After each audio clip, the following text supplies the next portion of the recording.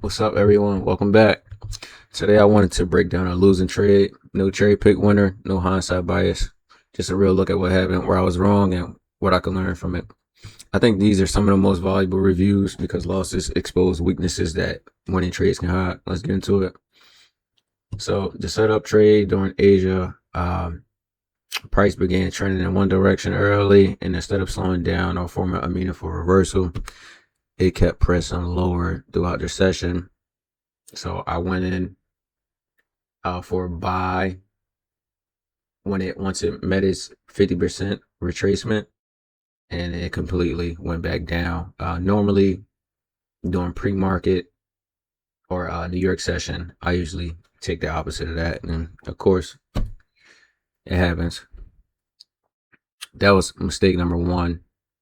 As we moved into the pre-market, I was expecting buyers to step in.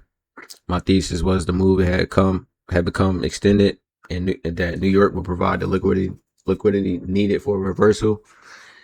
So I was in for the buys. Instead, every bounce was getting sold off. Price wasn't showing accumulation. It wasn't reclaiming important levels. It wasn't changing market structure. It simply kept continuing the trend. And that's an important distinction that I kept fighting. A market that is oversold isn't automatically a reverse. Momentum can stay stronger much longer than we expect. So every attempt to buy was basically fighting the institutional order flow. I wasn't trading what was happening. I was trading what I hoped would happen. So looking back, there were several mistakes. First, I developed a bias too early. Once I decided price should reverse, I kept searching for information instead of allowing the market to invalidate my idea. Second, I confused exhaustion with weakness. Just because price had moved a long distance between its finish move, strong trends often become stronger than they end. Before they end. Third, I didn't respect the higher time frame narrative. The market had already established a direction during Asia with the gap down. London continued it. Pre-market confirmed it. By New York, the probability favored continuation, not reversal. So, lesson. Here are my takeaways. Respect session continuity.